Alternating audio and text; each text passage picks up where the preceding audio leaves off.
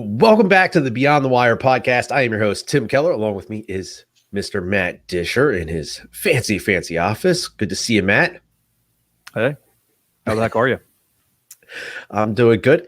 And we have another wonderful guest this week joining us from, I'm assuming, sunny in Arizona, because that's all I ever see there, Mr. Scot Walker. Mr. Walker spent time working with both the Coast Guard and the Air Force. He was a wildland firefighter and is currently part of the Arizona Rangers. So quite the resume there. And he is currently working as a private investigator for, I believe, his own company. Is that not correct? You're 100% correct. All right. So I look forward to getting into all those conversations. But as we always do, we like to try to kick things off with a little bit of news. So I wanted to start off with some, I guess, good news. As of April 23rd of 2020, the DoD began releasing service-specific data for the COVID-19 vaccinations. So it breaks it down by service, and surprise, surprise, the Marine Corps has the lowest number of vaccinations. I don't know if that's because you just can't kill devil dogs, so they're not scared of the virus or whatever it is. But hey, Marine Corps, you need to step it up because you were trailing this race badly. Everybody else is in the 200,000s. The Marine Corps has yet to break the 100,000 mark. So let's pump up those numbers. Think about this in the Marine Corps. Like I remember in boot camp, I had to have like a small surgical procedure done on my toes. And they were like, here, you get a bottle of water and 2 hours off. And I'm like, but my toes are cut open and I have stitches in them. And so I think there's a couple of things that go hand in hand with this. Statistically, the devil dogs would be perfectly fine.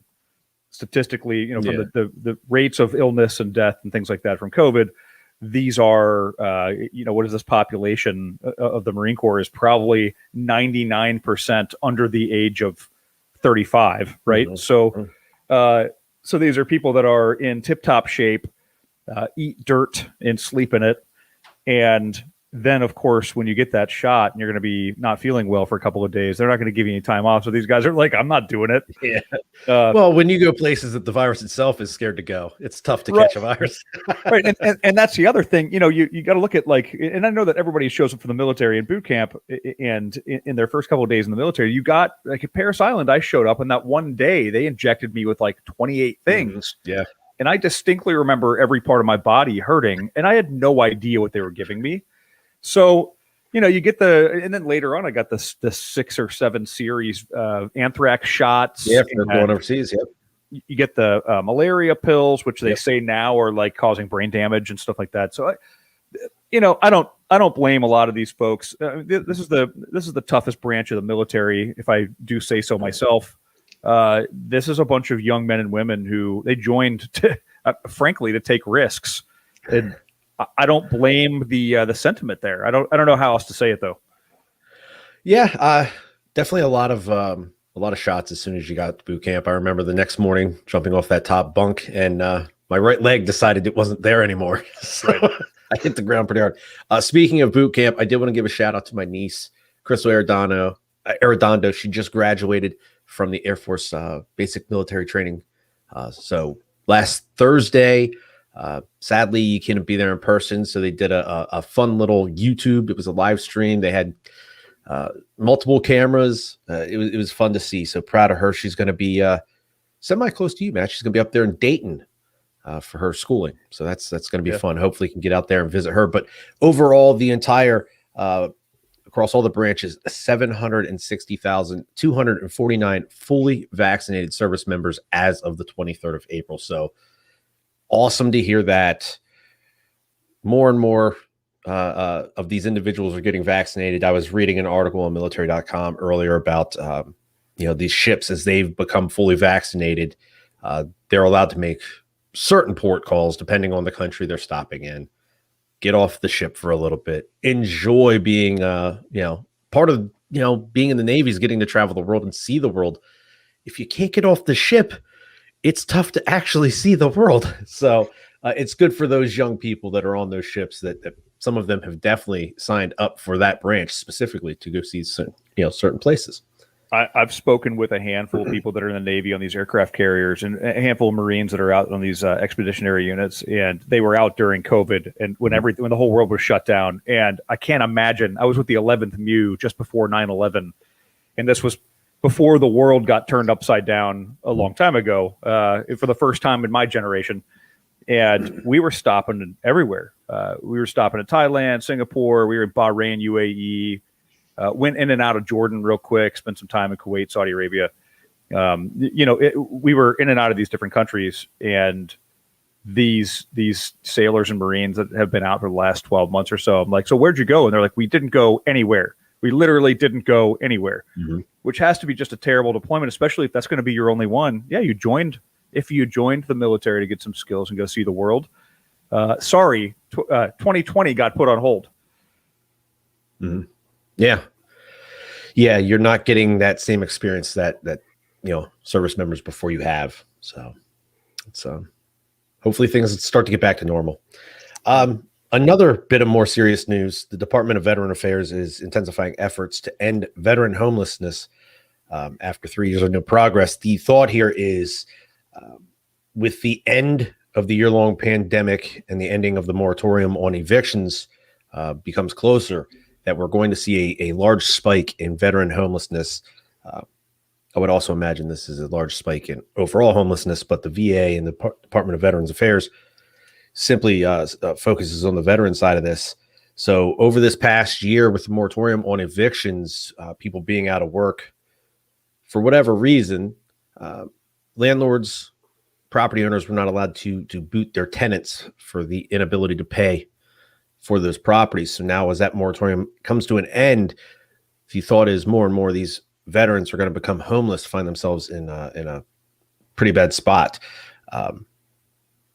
There has been no complete count made of the homeless population this year due to the pandemic, but the Department of Housing and Urban Development said that a March statement of 2020 reported 37,250 homeless veterans, and that was pretty devastating enough. So that was March of last year. They would expect, based off the past 3 years of numbers, it is increasingly gotten bigger each year. So they would expect that number to rise. So 2018, we're looking at a just over 37,000. 2019, 37,252. Just over 37,000 in 2019, and then about another 200 in 2020. So they would expect this year to probably jump to somewhere around 38,000 homeless veterans. So just something to keep in the back of your mind. There are literally thousands of charities and organizations out there that try to help homeless veterans and the homeless themselves.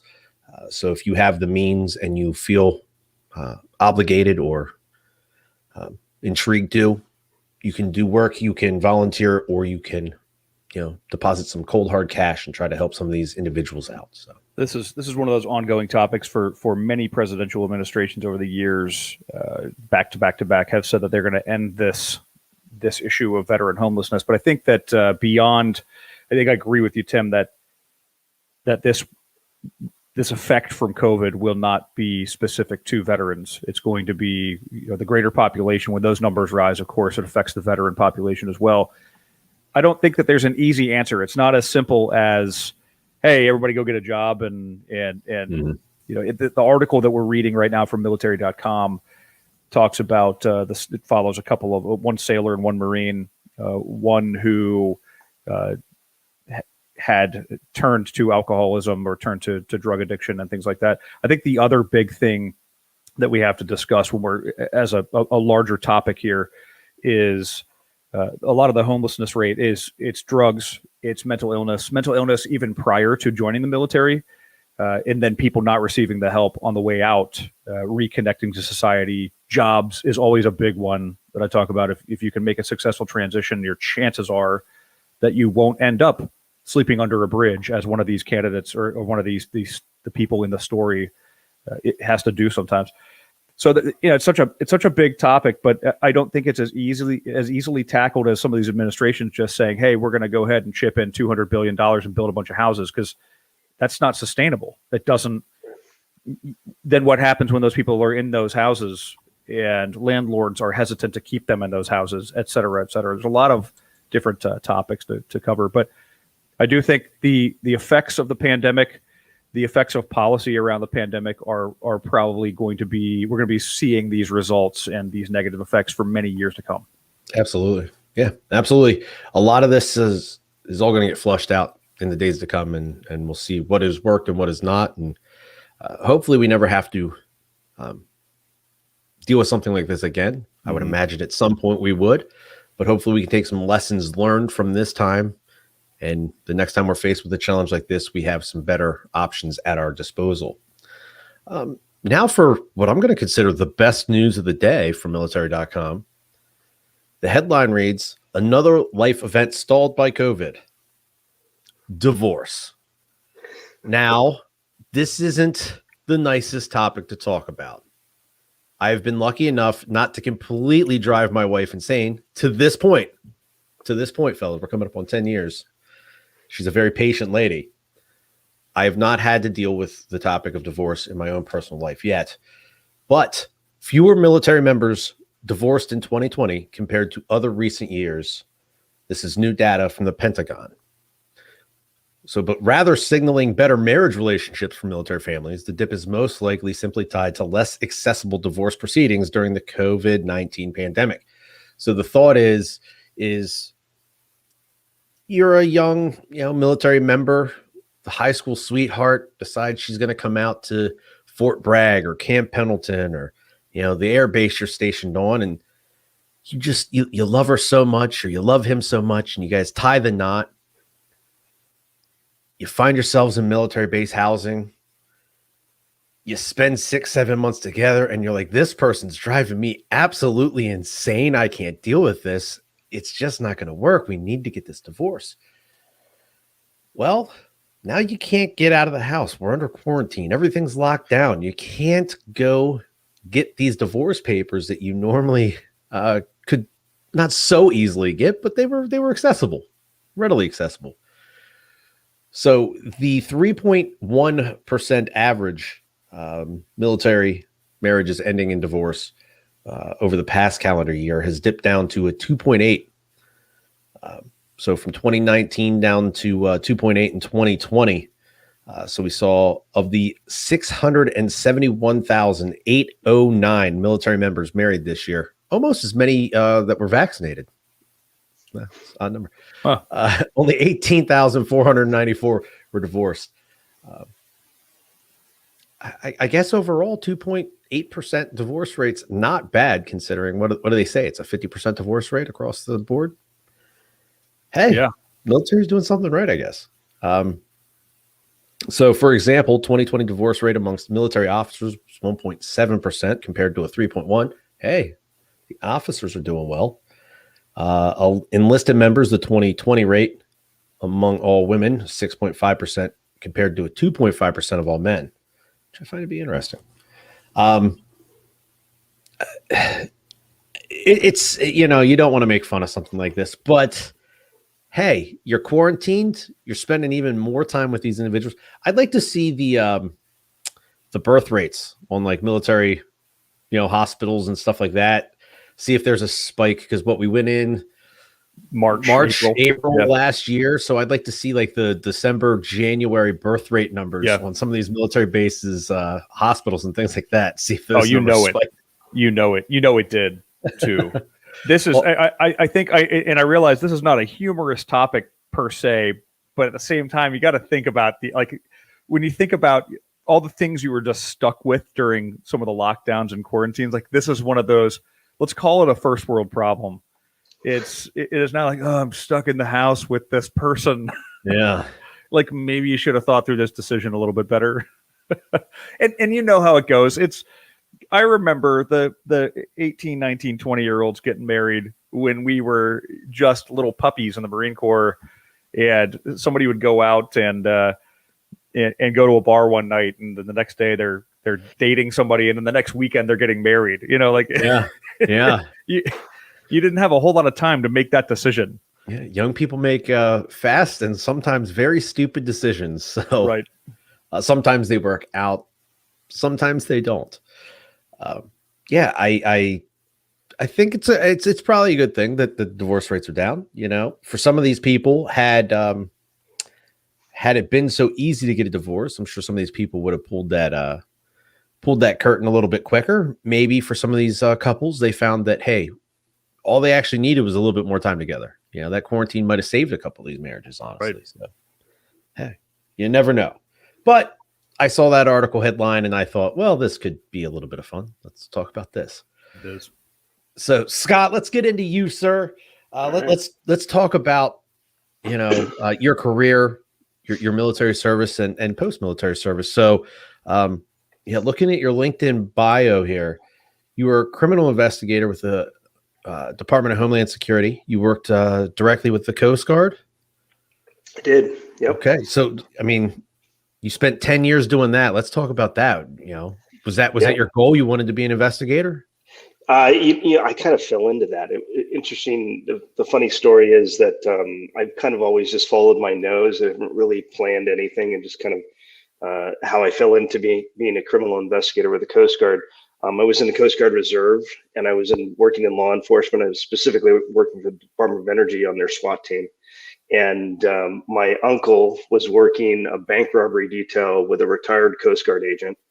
And this Coast Guard agent, my uncle's retired LAPD, and this Coast Guard agent says, "Hey, I heard your son's or your nephew's in the Coast Guard. You should go talk to a buddy of mine who's a special agent there. Maybe he can give him some guidance on what to do with his life as a law enforcement officer." So I talked to this guy, and I was in the reserves. And when he found out that I had a Q clearance, he was like, "Oh, we have reserve special agents. You should be a reserve for us." And boom, I was in.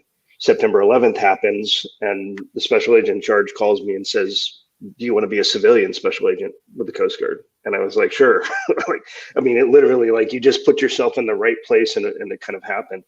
And so I was on Joint Terrorism Task Force. I was on Counter Narcotics Task Force. I did a bunch of task force work as a criminal investigator, but I couldn't get out of California. It was driving me crazy. And I couldn't. There was no real promotion opportunities, and so I ended up looking at, okay, well, what's next? Where else can I go? Coming up on 15 years in law enforcement, almost 20 years in the military, and halfway through that, I had transitioned to the Air Force Reserve, which was another kind of right place, right time. I was on a protection detail for an admiral, a bunch of Air Force special agents on a protection detail for their general. We started talking. They're like, "Hey, you're a reservist. Do you want to come, be a special agent in the Air Force?" 6 months later, I'm in the Air Force Reserve as a special agent. And, the Air Force has got rough duty. So I spent most of my time in Europe, Germany and Italy. So I'm not going to complain. And we can joke about soft serve, ice cream and coffee, and cable TV and air conditioning. All true, by the way. I'm not stupid. I knew it. After doing that for about 10 years as a criminal investigator, and coming up on my almost career as a reservist, I ended up transitioning to the private sector and worked for a couple of tech companies. And the way I did that was really kind of a fluke. I knew, you got to do something when you retire from the military or from law enforcement. And I didn't know what to do. So I found a mentor, and he had an opportunity he got me into. And when I transitioned to the private sector, I kind of had an awakening and realized there's the private sector is kind of in need of people like myself, like you guys, veterans, public safety. And I started working at helping others transition in the private sector. And I've talked to now over the last 7-8 years, probably hundreds of people about their transition, how to transition safely, all the issues that you have hit on are, I think, byproducts of your people's inability to transition or their desire to move or to go to the private sector. But what I realized when I landed was these companies need people who have been under fire and can make good decisions. And by the way, all those people who did those things deserve to be paid the top dollar to now do them in the private sector. And that has become part of my mantra. And having worked for multiple tech companies and been a consultant back to some of those tech companies before starting my own business as a private investigator in Arizona, that has shown me that where we are kind of in life, we're in this big crisis, right? And not to be flippant about it, I don't see an end to this crisis probably for the next 5 to 8 years. Mm-hmm. So, and the reason why it's so important to help veterans and public safety folks transition is because our economy demands it. Our economy, we've seen over the last year, all these businesses go out of business or be absorbed or acquired because they're just not doing well. So we need some business resiliency. Who better than somebody who's coming out of the Marine Corps, the Navy, the Army, to help a company understand risk? They understand global risk. We've been at war now for 20 years. And so the veteran population is going to be jumping out if they've done their 20, if they haven't left already, over the next 5 to 10 years, they're going to be transitioning out. So we're going to have a huge veteran population coming out. And then same side, public safety, specifically in law enforcement, what happened 20 years ago, September 11th? Well, there was a huge hiring spike for law enforcement September 11th. In the early 90s, there was a huge hiring spike coming out of the drug war.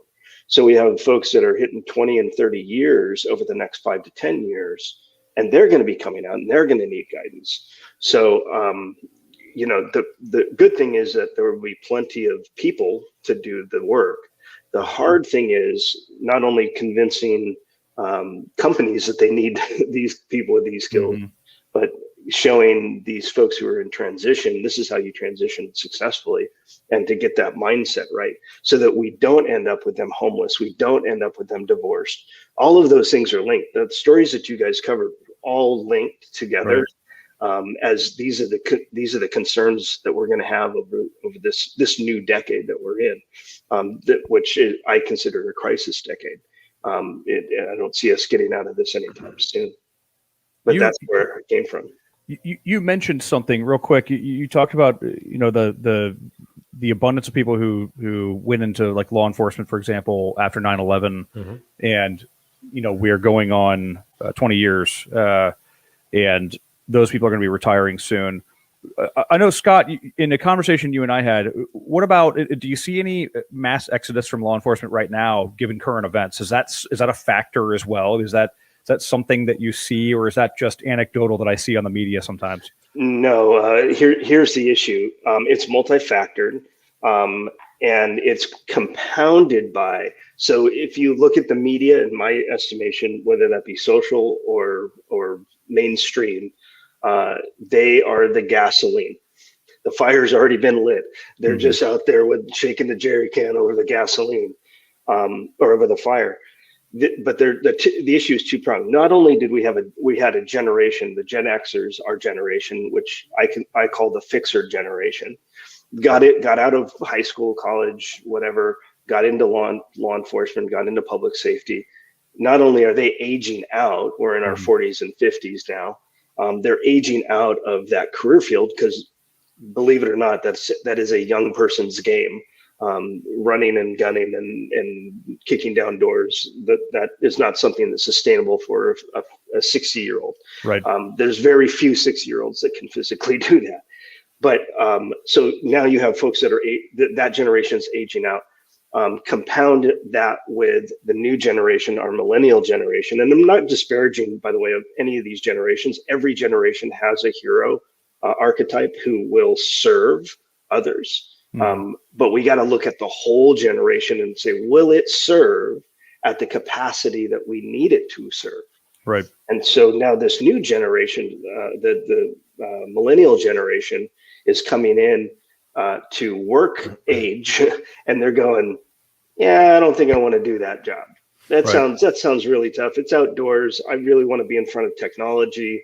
I really don't like talking to people, whatever it is. There's a lot of negative stereotypes with that connotation, but that is a component. And then the other component is what's going on kind of with social justice.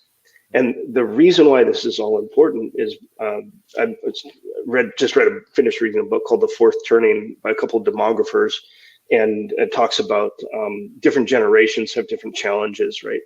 And because we're in this crisis era, the old era is burning down and becoming anew, just like the wildfire burns out the forest and then the forest grows back, right? So we're in that wildfire phase, and we just have to understand that what will come out of this social justice movement will be good, but we're in pain right now. It's going to be painful the next 5 to 10 years, 5 to 8 years, I think. But the reason why that's important is because the media is pouring on the fire more gasoline. We've got a generation that doesn't want to go do that work, and we've got a generation that's getting out of that work. So not only, I mean, we kind of have this perfect storm that's being created. I was talking with a Phoenix police officer the other day. He said that their agency is down 500 police officer jobs. Mm-hmm. They hired 25 in the academy, and 15 made it off of field training. And that's a year and a half kind of journey. So it's not like, I mean, we came out of the military, you go to boot camp for 2 to 6 months, and then you're out there working. For a police officer, a much longer time. And so, you couple that with the couple of things that, social justice demands change, and therefore change is occurring, whether we want it to or not, it's going to happen. That is going to force more law enforcement officers out of work for whatever reason, whether they want to retire, they don't like where it's going, or they get fired or imprisoned because of what happens in their job. We're going to see much more of that, as well as a generation that doesn't want to do it. And couple that with, you've got, this defund the police movement. And whether we want this to happen or not, it will fundamentally change what our world looks like in the very near future. The question for today is, how are we preparing for that near future? Right. I will say, in my own personal experience, when you talk about the generational thing about people wanting to go into these professions, I fully intended to go into law enforcement when I left the Marine Corps, and I applied to a number of federal agencies, but I also went local, and there was not a police test here in Cincinnati, so I took the test to go work in dispatch, which I did for 4.5 years.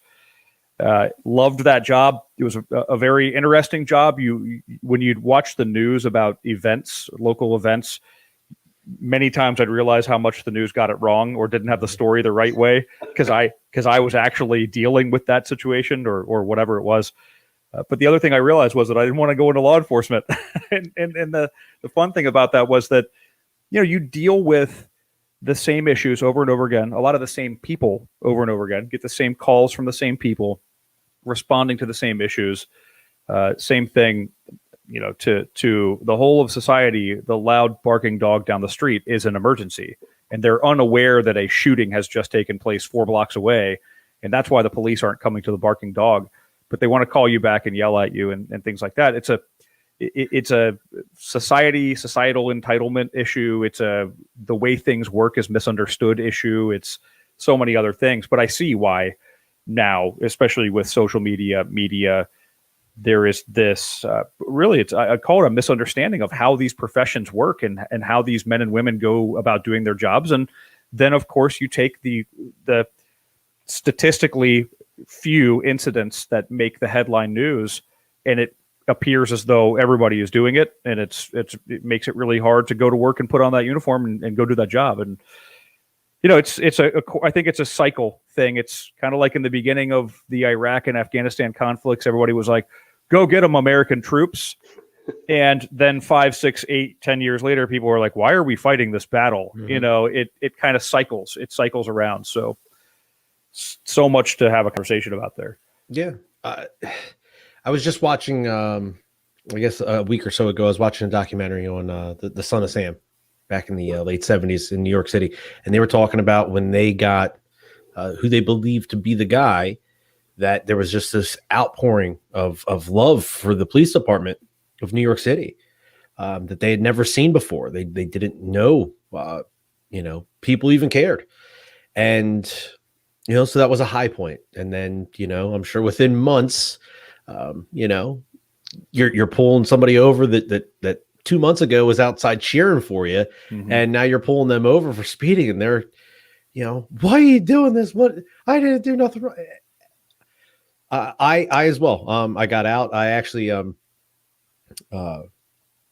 NYPD, I was set up to take the test for them, and was looking at stuff down in DC.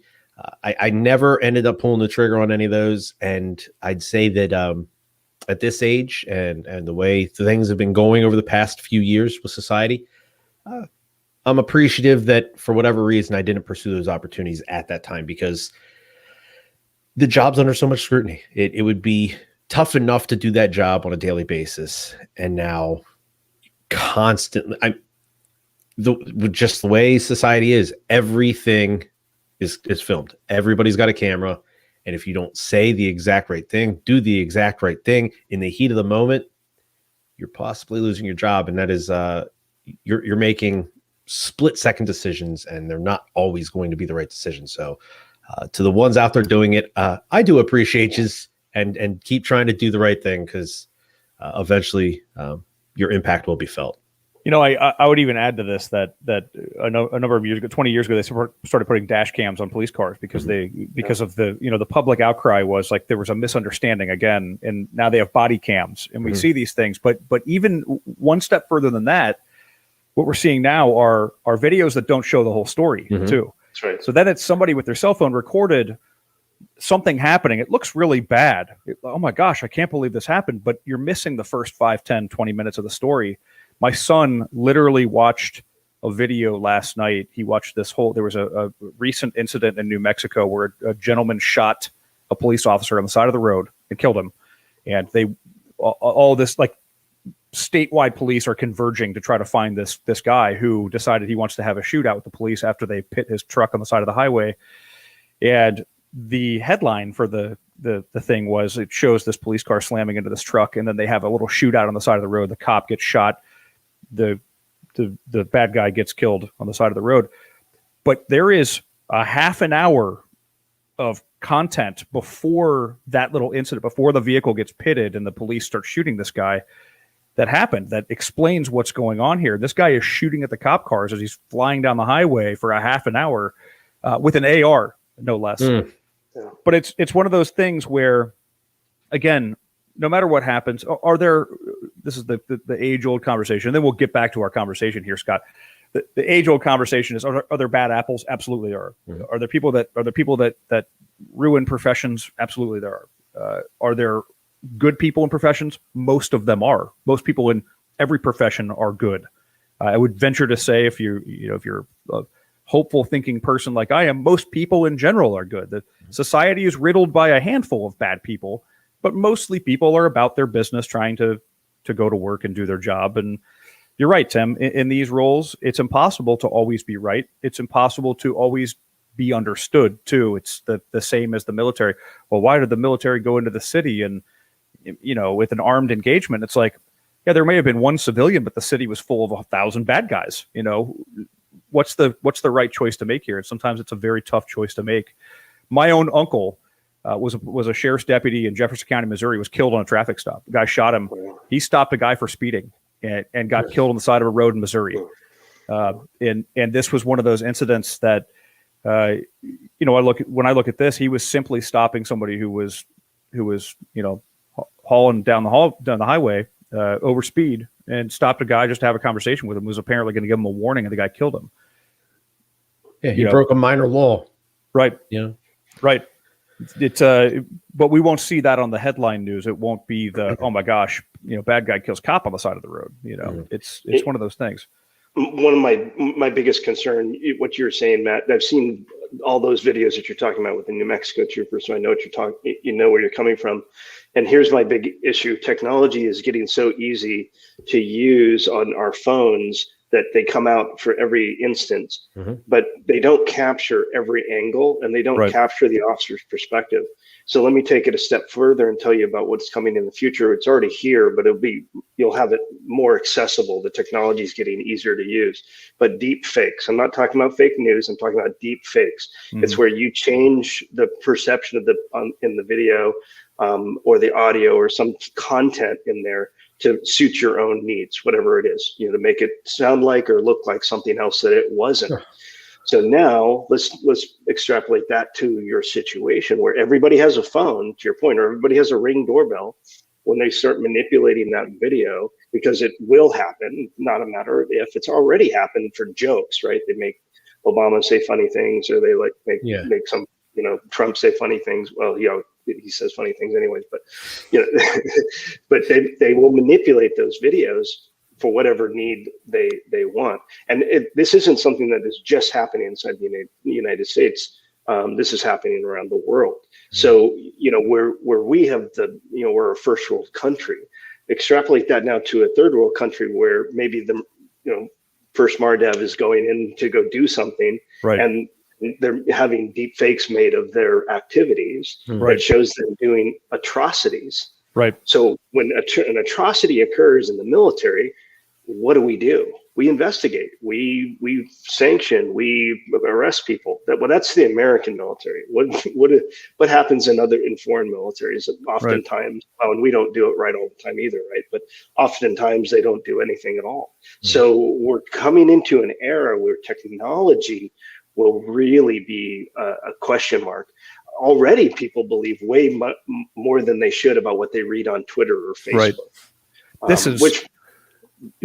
This is like the old timey propaganda when the Marines invaded Okinawa, and people were like the military, the Japanese military, told the civilians that these people were coming to kill them and harm them and all of this stuff, and people were throwing their children off of cliffs, and it was propaganda. They believed what they saw, and they took it at face value, and thusly so many people that would otherwise the war was over for them then went and hurled themselves off of cliffs and things like that. It's no different. And we make decisions based on this, and we make worldly decisions based on this. Sorry to interrupt you, Scott. No, because my feeling is that there's kind of three verticals here that we need to pay attention to in this new crisis. It's people, processes, and technology. People, process, technology is everything, right? But the people portion is what we were talking about earlier with how do we transition people from career to career, not just even from the military into the private sector, but how do we move them successfully through the next 60 years of their lives? For some people, we will be working or physically able. Our generation, maybe not as much, but this new millennial generation will be able to work into their 80s successfully. And by the way, we might have to as well. We might not be able to retire based on where we'll be as a country, but so now you've got people, and people will want to work into their older age, but how they won't have the same job. They work in the same industry for 70 years. They're going to change every so often. They're going to get education, and they're going to go do something else. They're going to get education. They're going to go do something else. And we'll have that that cycle, which will be occurring. So when you realize that, we have to transition people from one industry to the other successfully. That's an industry unto itself, I think. And so that's the vertical. The processes include a little bit of people stuff and a little bit of technology stuff. And we've got to figure out how to get rid of old processes. On my LinkedIn profile, I have the most dangerous phrase. It's always been done this way. Right. But that's what we learn in the military, because we learn about traditions, right? And then the tradition is extremely important. Knowing your history, extremely important. For you Marines, where did the blood strike come from? Why is that important? Those things are part of our identity, right? But that doesn't mean we have to fight the wars of the future like we fight the wars of the past. Should we learn from them? Absolutely. We should learn from all of history. But we've got to do things differently in the future. And that means socially, it means politically, it means our everyday lives, the way we drive, how we get around, the way we recycle, all those things, all that matters, right? And then technology will always be evolving, will continually to move, because we're in this consumer economy, right? Mhm. And so the consumer economy really drives our technology adoption. But it is also, I think, in 10 years, when we're through all of this, we're going to look back on this company called Facebook, or this product called Twitter, and we're going to be like, why do we spend so much time doing that? It was a waste of our lives. Yeah. I already do that. Good. I actually deactivated Facebook for quite some time in the last couple of months, largely because I found myself spending too much time on it, and everything was so political that I'm like, similarly, Scott, before we went live, I'm like, I'm becoming more and more apolitical. I don't want to see these conversations. I just I don't care at this point. I don't care. Yeah. But we're spending hours and days arguing. It's like, again, it's headbutts. Nobody wins. Nobody wins. Instead of being present in your own life, you're finding yourself being more present in others' lives and what's going on, not necessarily right in front of you, but around you. And it's not something you can actually feel, taste, touch, and take in. So I know I've turned a lot of notifications off on all of those sort of social medias because, and I'm not always the most present guy, but when something's going on that I go, hey, I should be present for this. I want to have that ability to just lock in and be present and in that moment. And yeah, I won't have that picture, on my timeline maybe, but it'll be stuck somewhere up there in this mess in my brain. So that's good. I don't know. You find though, stepping away from that stuff, you find that you don't really miss it. No. And that's what I found. Again, I deactivated literally everything for a month and a half. And I found that the strange thing was running a podcast, for example, where the main audience can be found on Facebook. That was a little bit difficult. That created some technological issues, but otherwise I didn't miss it. My wife would ask me, like, do you miss getting on there and just looking through stuff? I'm like, I thought I would, but I did not. And because most of it doesn't affect me. It doesn't affect the money in my bank. It doesn't affect my son or my family or the meal on my table. So who cares? Right. Yeah. So Scott, you brought up, that most dangerous quote, because it's always been done this way. Yeah. We possibly would not be sitting where we're sitting in a country called America right now if we had decided to fight Britain the way it had always been done. That's right. For the longest time up to that point, you lined up, the other team lined up on the other side, you walked towards each other, there was archers, there was cannon fire, and you stabbed each other with bayonets once you ran out of ammo. Last people standing won. We didn't have the manpower, the gunpowder. We just didn't have it. So we thought, well, we obviously can't win that way, so we got to come up with something new.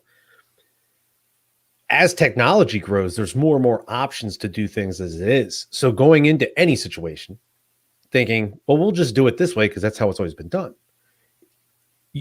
You're going into a situation to lose. So take all your options, flesh them out, and let's see if you can't come up with a better process, because you'd be amazed at how small of an idea sometimes turns out to be that biggest innovation. So I just want to throw that in there. I agree with you. The interesting thing is who has those innovative ideas now, and so we need to. While we should be mentored from somebody who is our prophet, So if you think of the Star Wars analogy, Obi-Wan Kenobi and Luke Skywalker, we're not Luke Skywalker. Our generation is Han Solo and Chewbacca, by the way, just so you know. But we all need mentors, right? Mm-hmm. But here's the thing. Now we have a generation of people that do want to be heard. And they do have ideas. I don't know that they're always fleshed out and that we should always listen to 100% of what they're saying. But they do have ideas. They do want to be heard. And that is really important for their growth, because this new generation that's coming up, by the way, is going to be one that's taking care of us. So if our generation was the nomad generation, latchkey kids, right? We had to figure it out for ourselves, which, by the way, made us who we are today, and we are needed right now, right? But we didn't necessarily appreciate the way that previous generation treated us. Mm-hmm. The baby boomer generation was too obsessed in the go-go 80s and doing their own things in the 60s and 70s as we were being born, right? So we should be mindful about how we are treating this new generation. and give them an opportunity to speak and give them opportunity to be heard, because they may have that solution that hey, like maybe we should ambush the troops as they're walking to the battlefield. Right. Oh, that's a great idea. Yeah. Let's hit them before they're ready. Yeah, along those lines, you mentioned having a mentor, having somebody who has been around for a while, perhaps as a mentor. And that's typically our viewpoint on what a mentor is somebody who, this person's got 20 more years of experience than I do. But also there's mentoring up, or rather mentoring down. And that means you're going to the person who is the boots on the ground. This is likely, I would imagine, how the evolution of combat changed. For example, like instead of lining up and letting people walk into a cannon, somebody at some point was probably like, why don't we all scatter out and hide behind trees? Some young corporal somewhere was like, I don't want to stand here and let these guys shoot at me. Let me go hide behind this rock. Yeah. It wasn't the general who was sitting miles back from the front, or maybe it was, but at any rate, it was probably because at some point in time, people got tired of getting their legs blown off by cannon fire, 10 feet in front of them, or getting shot by lead balls from the guy who like literally could have just laid down on the ground and probably dodged the bullet, literally. I say this a lot. I talk to people who are what you would call my juniors. They're not necessarily like my direct reports or anything like that, but I love to talk to the people. I had an hour-long conversation with one of my coworkers who is in a different capacity of mine than mine. We do some leadership around an employee resource group in the company together. The conversation was how we change to become more of a place that people want to come to work. And this is a totally different conversation right now, but one of the topics that's happening, that we've talked about this in previous podcasts with Jeff Hancher. This year is the turnover tsunami. Everybody's turning over, and one of the things that companies have got to start getting a handle on is what makes your place a place that people want to stay. If you can't pay them more right now, or you can't give them a promotion right now, what makes people want to stay? And this is one of those conversations that leadership, executives, leaders in general, have to start having with people to understand how to engage that younger generation, how to engage not even if they're younger, but the boots on the ground, and make sure that the boots on the ground are getting what they need and getting what they want. And again, it's not always about dough in their pockets. It's not always about promotions. And sometimes it's like, hey, take a Friday off from time to time and don't worry about coming to work, So all of those things, and that's how business changes. I used to have an executive that tell me the same thing. We've always done it this way. It's the most dangerous thing that we can do here.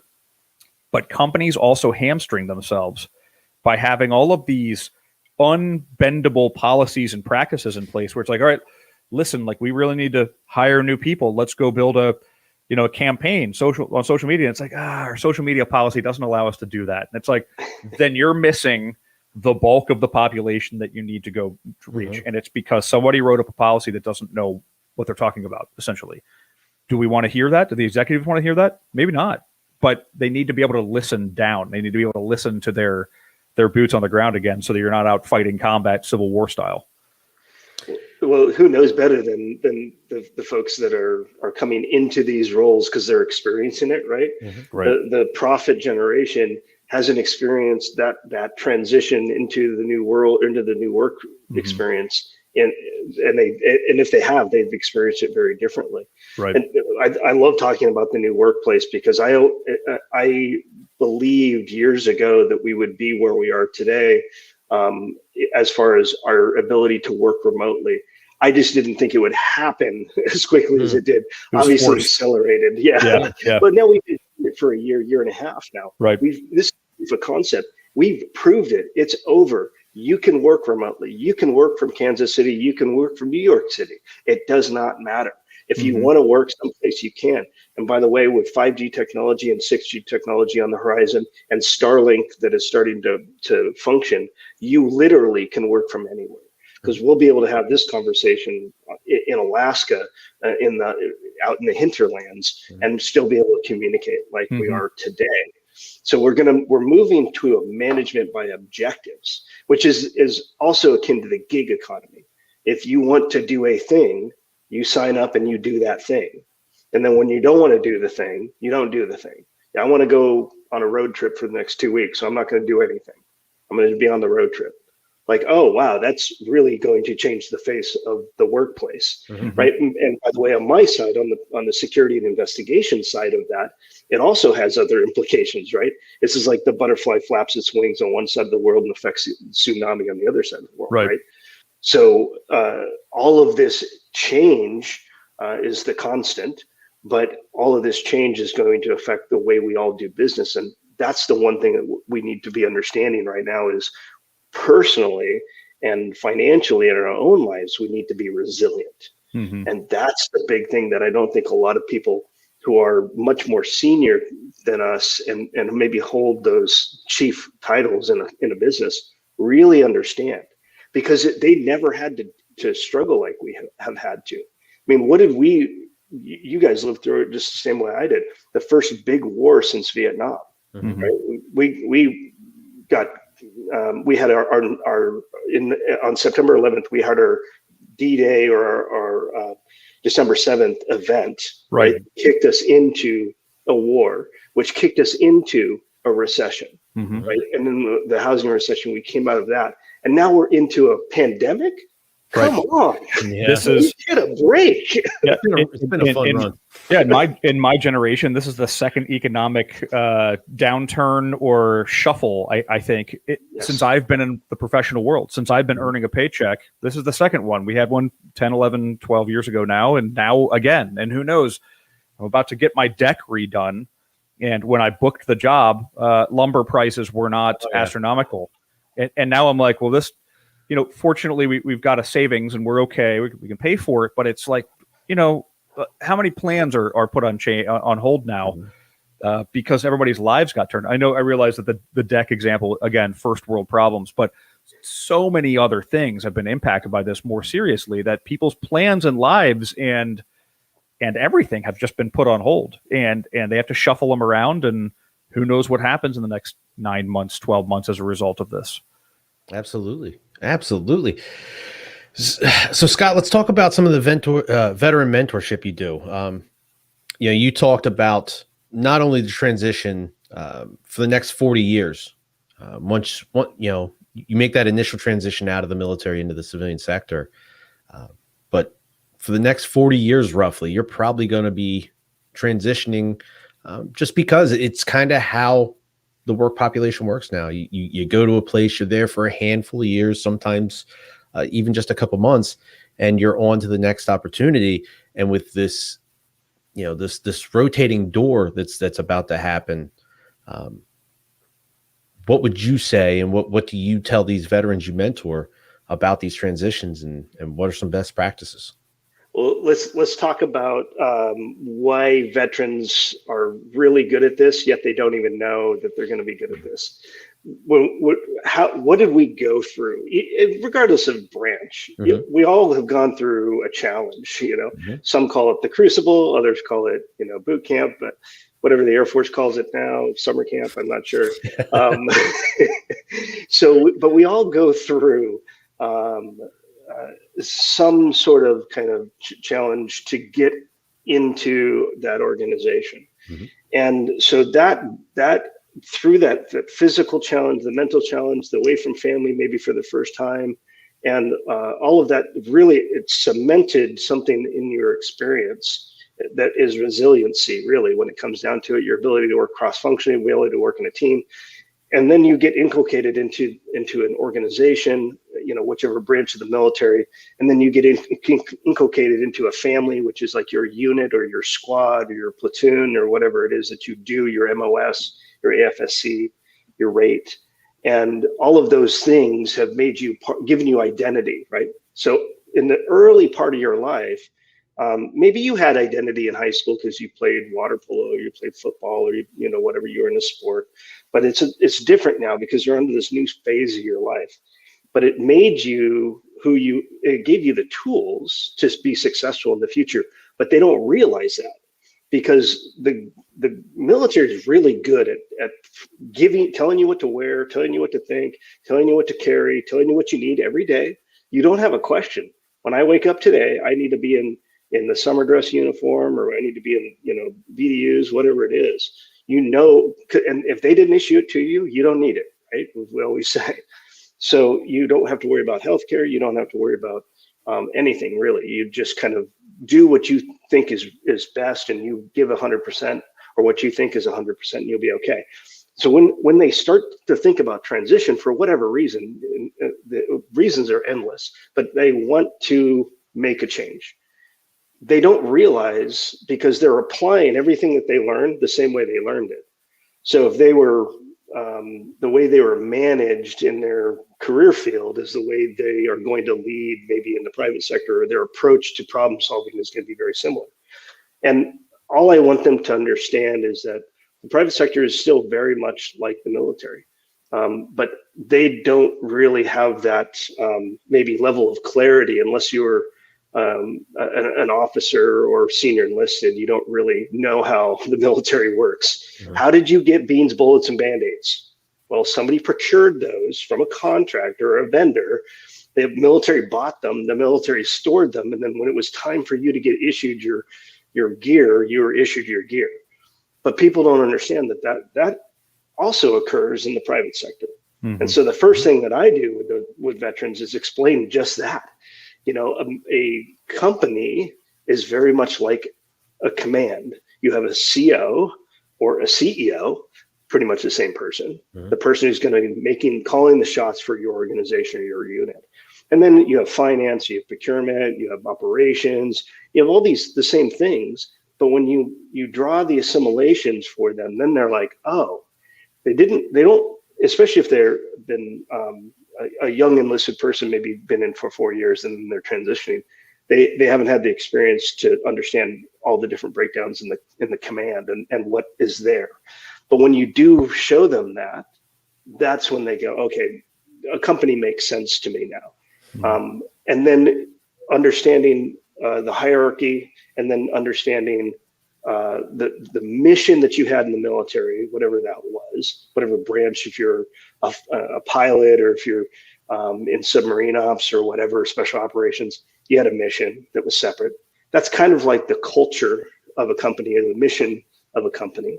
And so you start drawing these assimilations for them, and then they understand. And so it's not that we want them to forget anything that they learned.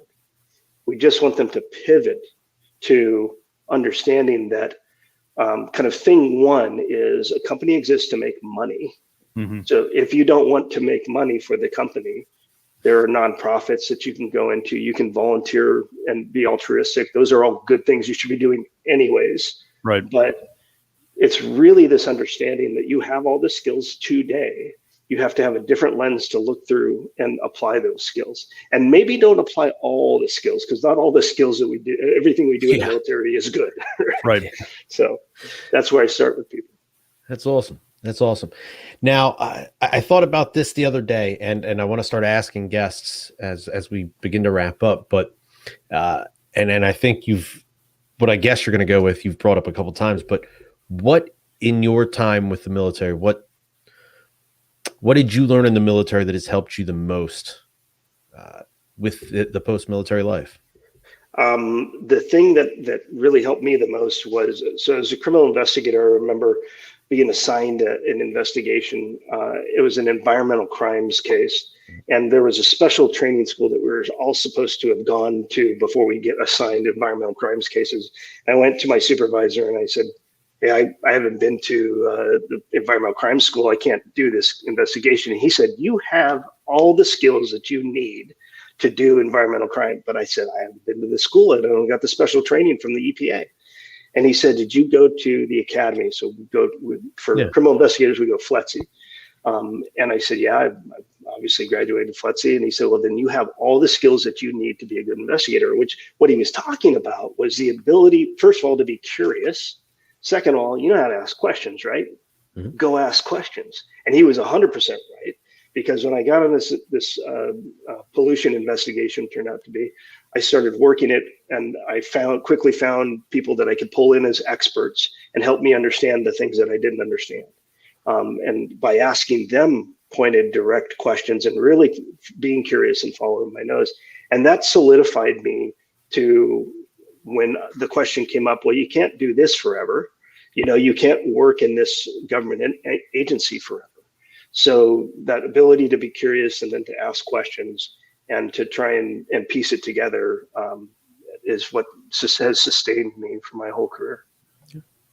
You brought up resilience multiple times, and I thought that's a great skill that so many people that join the armed forces gain or uncover. They probably already had that resilience somewhere inside, and it just took that push from the military to really uncover it and say, man, I didn't even know I could do these things, or I didn't know I had that in my back pocket. But this is a skill I'm going to carry with me the rest of my life, and I know it's helped me as well as so many others. So, but Scott, we're getting ready to wrap this up. It has been great talking to you. Would love to have you back some other time because, going through your LinkedIn profile, you have some things on there that I would like to really just dive deep on and ask a bunch of questions myself. Really investigate you, sir.